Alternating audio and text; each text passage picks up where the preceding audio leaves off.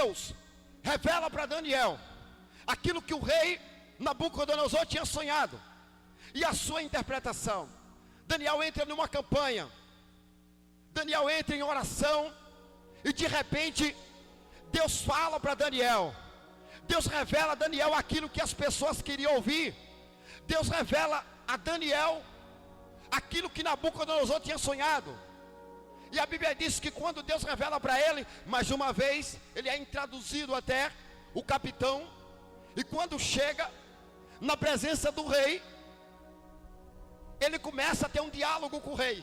E o que mais me chama a atenção em toda a história é o diálogo que Daniel tem com o rei. Porque em nenhum momento você vê Daniel se exaltando. Em nenhum momento você vê Daniel de nariz empinado.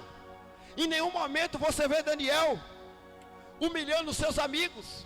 Em nenhum momento você vê Daniel querendo a glória para si. Diferente de muitos pregadores do dia de hoje. Diferente de muitos pastores do século 21. Quantos e mais quantos têm procurado a glória de Deus para si? Quantos e mais quantos têm dito: eu faço, eu posso, eu sou?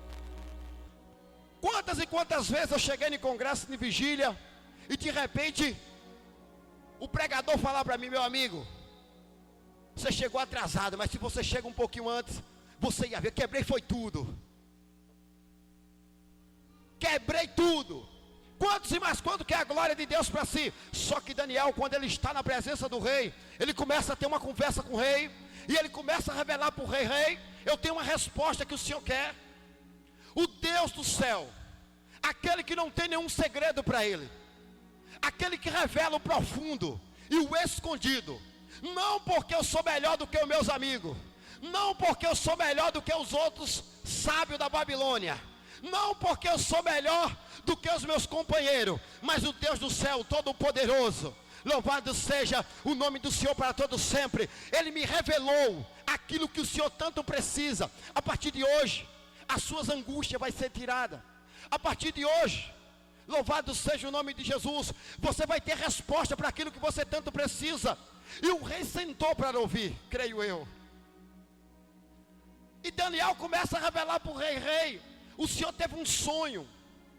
O senhor sonhou com uma estátua enorme, que dava medo só de olhar para ela. A sua cabeça era de ouro, o seu peito e os seus braços eram de prata, o seu ventre era de bronze, o cobre, e as suas pernas de ferro, e os seus pés ferro misturado com barro. O rei parou e disse: foi isso mesmo que eu sonhei. Porque na verdade ele lembrava aquilo que ele tinha sonhado. Ele queria saber se existia verdade no coração dos seus magos. Ele queria saber se existia verdade no coração dos seus encantadores. E Daniel começa a revelar aquilo que ninguém poderia revelar para ele. Daniel começa a dizer: rei, quem está acima de ti? Ninguém. O Senhor és a cabeça de ouro. Não foi Deus quem te deu todos os reinos da terra? Não foi Deus quem te levantou acima de todos? Quem é que manda no Senhor? Ou seja, naquele tempo o rei Nabucodonosor governava a terra. Naquele tempo o rei Nabucodonosor já tinha tido muitas vitórias. Ninguém estava acima dele. Então ele representava a cabeça de ouro. E o rei começa a compreender, meu amigo. O rei começa a compreender aquilo que Daniel estava falando. Daniel diz: só que depois de ti se levantará outros reinos, mais fraco que o teu, ou seja, a prata, o bronze, o ferro e o barro. Mas um vai sempre superar o outro. Daniel estava falando da Média Pérsia. Daniel estava falando de Dário e Ciro, que viria logo depois da morte do rei Nabucodonosor, no tempo de e iria vencer. Daniel estava falando do urso com 3 costelas na sua boca. A Bíblia diz que um certo dia o rei Belsazar estava na sala do trono, festejando com os seus companheiros e 1000 dos seus homens e as suas concubinas, quando entra o reinado da prata e lança por terra o reinado do ouro. Louvado seja o nome do Senhor. E a Bíblia diz que assim sucessivamente foi acontecendo. A Bíblia diz que depois de Dário e Ciro veio também a Grécia, o seu reinado de bronze. e veio massacrando e tendo várias vitórias, sendo representada pelo leopardo, com 4 cabeças e 4 asas, rápido, com as suas vitórias. E a Bíblia diz que assim Daniel foi explicando o sonho do rei, e de repente Daniel começa a dizer para o rei: só que depois do bronze virá as pernas de ferro.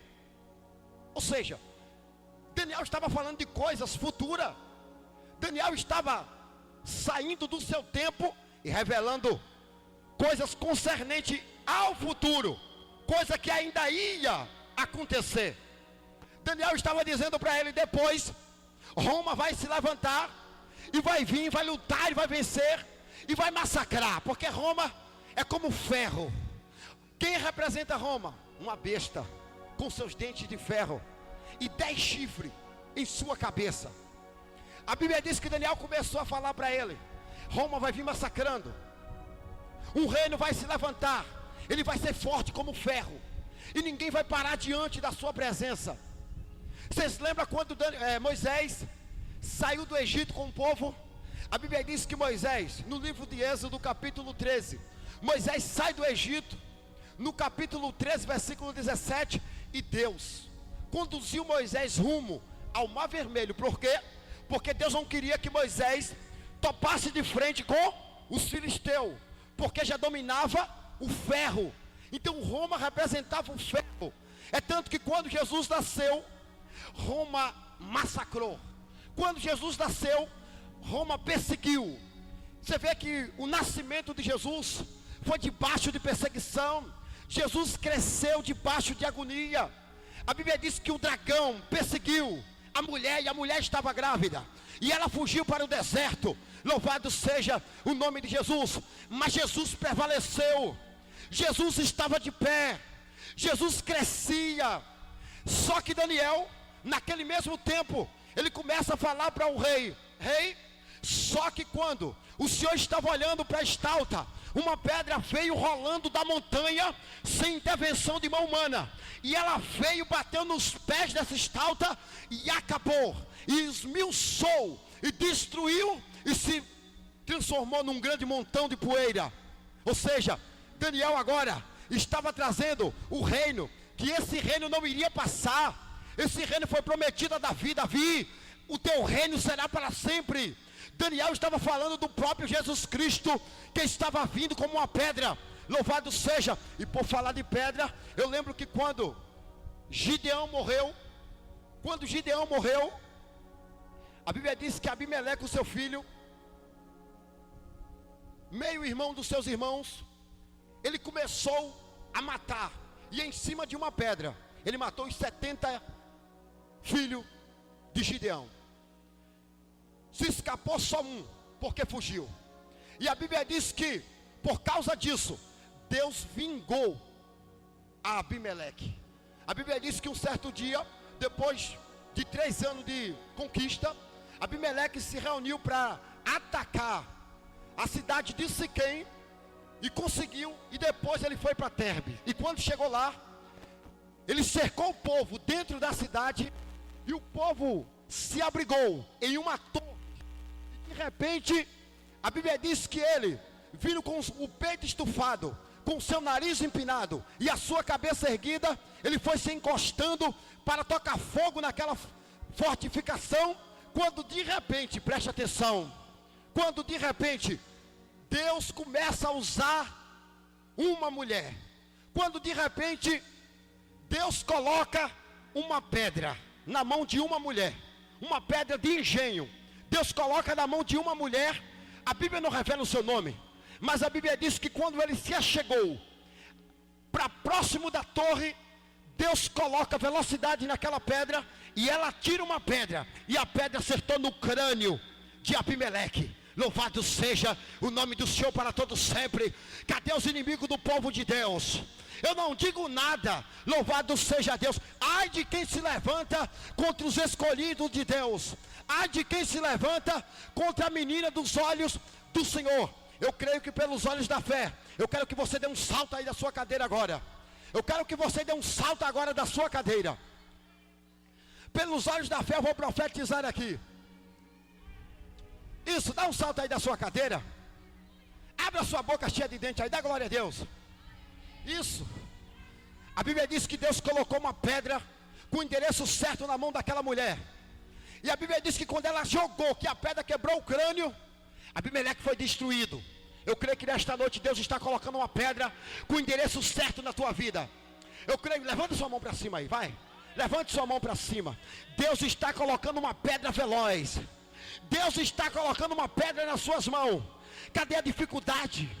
Você veio aqui nesta noite e eu creio que algo estava te afligindo. Talvez um casamento, talvez um homem alcoólatra, talvez uma jovem na prostituição, talvez um jovem nas drogas. Alguma coisa está te afligindo. Pelos olhos da fé, como homem de Deus, eu profetizo uma pedra na tua mão nesta noite. Com essa pedra você vai esmiuçar. Com essa pedra você vai lançar por terra toda a afronta de Satanás. Toda a afronta de Satanás vai cair por terra nesta noite. Vai cair por terra nesta noite. Isso, fecha teus olhos. Fecha a tua mão pelos olhos da fé. Coloca a pedra na tua mão. E agora faz um ato profético aí. Começa a atirar essa pedra. Agora não atira para cá não. Não atira para cá não. Atira para lá.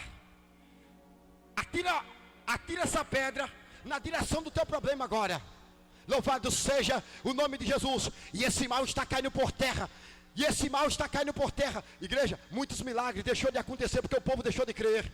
Muitos milagres deixou de acontecer porque o povo não crê mais. Os profetas profetizam, mas o povo não pega. Eu quero que você pegue nesta noite. Pega essa pedra com autoridade aí, com autoridade. É com essa cara que você está com autoridade? Com autoridade, com autoridade. Isso. Coloca um sorriso no seu rosto aí. Cara de guerreiro. Coloca um sorriso no rosto. Atira essa pedra aí na direção, louvado seja Deus, do teu problema, e você vai ver que a vitória vai ser certa. A Bíblia diz que quando Davi foi enfrentar o gigante, o que foi que ele fez? Antes ele passou no riacho e pegou 5 pedras. Ele pegou 5 pedrinhas, colocou no seu alforje de pastor e foi em direção do vale. E quando chegou no vale, Davi não tinha espada, Davi não tinha escudo, mas tinha 5 pedras. E o profeta Isaías, ele ainda cita, diz os historiadores, que o nome dessa pedra que Davi pegou foi uma pedra por nome de Deus forte, porque foi a terceira.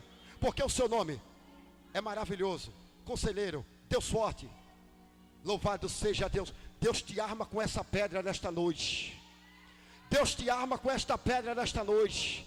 Você sabe por que você passa por tanta provação? Você sabe por que você passa por tanta agonia? É porque você não mostra para ela o tamanho do Deus que você serve. É porque você não mostra para ela a autoridade que Deus tem colocado nas tuas mãos. Chega de ser pisado por Satanás. Chega de ser humilhado por Satanás. A partir de hoje, Deus está colocando velocidade nas suas mãos. Deus está colocando força nas suas palavras. Louvado seja o nome do Senhor para todos sempre. E essa pedra esmiuçou a estalta, e ela se tornou um montão de areia, ou de nada. E o reino do Senhor, ou seja, Jesus Cristo chegou para ficar. Jesus Cristo chegou para comandar, porque quando ele veio, ele desfez toda a obra de Satanás. Amém? Louvado seja Deus. Eu quero que você agora coloque a mão no teu coração, que eu já estou encerrando. Fazer que nem o pastor Abílio Santana. Eu estou a 5 minutos para parar e você não pode perder o final da mensagem. Coloca a mão no teu coração aí. Louvado seja Deus. Eu vou fazer só mais uma oração e vou entregar o microfone. Eu vou fazer só mais uma oração e vou entregar o microfone. Louvado seja Deus. Isso. Fecha teus olhos, não olha para cá não, que eu não tenho nada para te oferecer. Fecha teus olhos. Já foi pregado aqui sobre a vinda de Jesus. E em todo o decorrer do congresso tem uma confirmação aqui, amém? Louvado seja Deus. Isso, coloca a mão no teu coração aí. Senhor meu Deus, Pai, a tua igreja, Senhor, está agora, meu Deus, ligada em Ti. A tua igreja, Pai, está focada em Ti, Senhor, acreditando, meu Deus, na falência, Pai, deste mal. E nesta noite, Pai, como profeta, eu meu Deus. Esta mulher não volta para casa, meu Pai, com este mal. Esta mulher, meu Deus, não volta para casa, Senhor, com esta agonia. Essa mulher, Pai, não volta para casa com esse desespero, Senhor. Arranca, meu Deus, esta noite e lança, Pai, no inferno, em nome do Senhor Jesus. Agora respire fundo, abra sua boca cheia de dente e dê um glória a Deus.